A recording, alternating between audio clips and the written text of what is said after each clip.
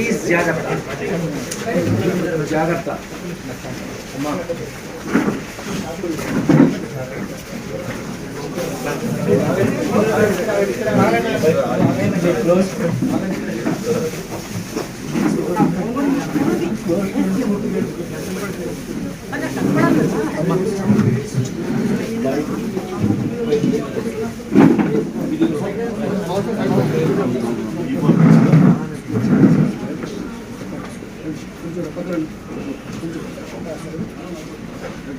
నాకు మొబైల్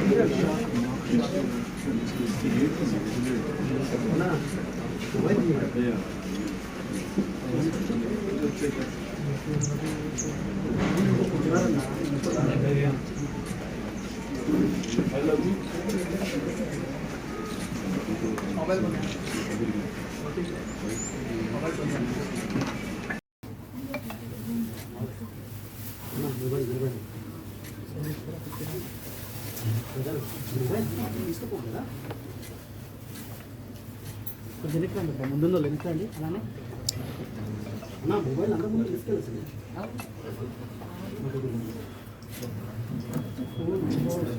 ముందు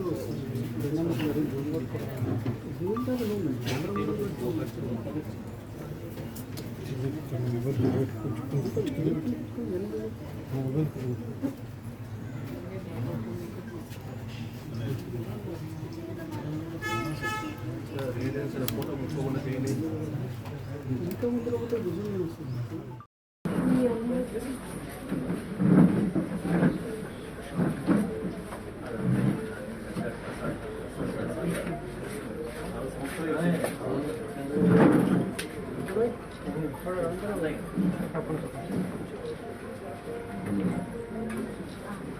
నలభై 46 సంవత్సరాల అసోసియేషన్ నాకు రాజేంద్ర ప్రసాద్ గారికి నా బిడ్డలు వాళ్ళ బిడ్డలు కలిసి పెరిగారు. వాటి చెన్నైలో కానీ ఇక్కడ ఈ హైదరాబాద్లో కానీ ఎప్పుడు కలుసుకున్నా ఫ్యామిలీ పరంగా రాజేంద్ర ప్రసాద్ మాట్లాడుతుంటాడు. వాళ్ళ కుటుంబం, వాళ్ళ ఎదుగుదల, బిడ్డల పెరుగుదలన్నీ, అలాగే మా ఇంట్లో మా విషయాలు మేము చెప్పుకుంటుంటాం. అలాంటిది ఈ రోజున వినకూడని దుర్ఘటన, అకాల మరణం తన ఇంట్లో చోటు చేసుకుందంటే చాలా చాలా బాధ అనిపిస్తుంది. ఎందుకంటే ఆ వయసు బిడ్డలు నాకు ఉన్నారు. అలాంటి బిడ్డ అనుకోని విధంగా ఈ రోజున కాలం చెందడం అన్నది చాలా మనస్తాపానికి గురయ్యాను. ఈ సమయంలో ఎలా తీసుకుంటాడు, ఏమిటి అన్నవి ఎలా ఓదార్చాలి అని వచ్చిన నాకు తన యొక్క జీవితంలో ఒక పరిపూర్ణమైనటువంటి వ్యక్తిగా ఈ రోజున కనిపించాడు.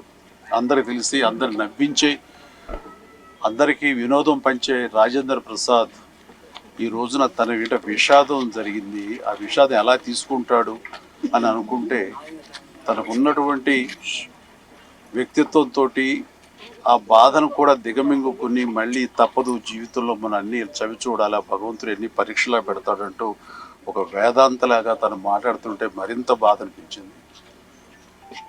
అలాంటి నా మిత్రుడికి ఇలాంటి సంఘటన జరగకూడదు. ఎందుకంటే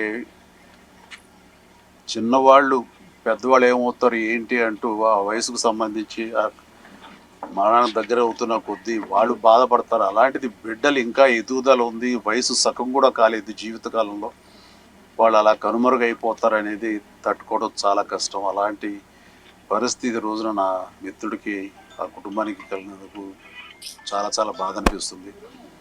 అలాంటి నా మిత్రుడు మళ్ళీ తిరిగి త్వరగా కోలుకోవాలని, ఈ విషాదం నుంచి కోలుకొని అందరికీ వినోదం పంచిపెట్టాలని, దైనందిన జీవితంలో ఎంత త్వరగా తను బయటికి రాగలిగితే, తన కుటుంబం ఈ బాధ నుంచి ఎంత త్వరగా బలం చేకూర్చుని వాళ్ళు రాగలిగితే బాగుంటుందని, అలా ఉండాలని కోరుకుంటా. భగవంతుని వాళ్ళందరికీ మనోధైర్యం ఇవ్వాలని కోరుకుంటూ, ఆ చనిపోయిన పాపకి ఆత్మ శాంతి కలగాలని కోరుకుంటూ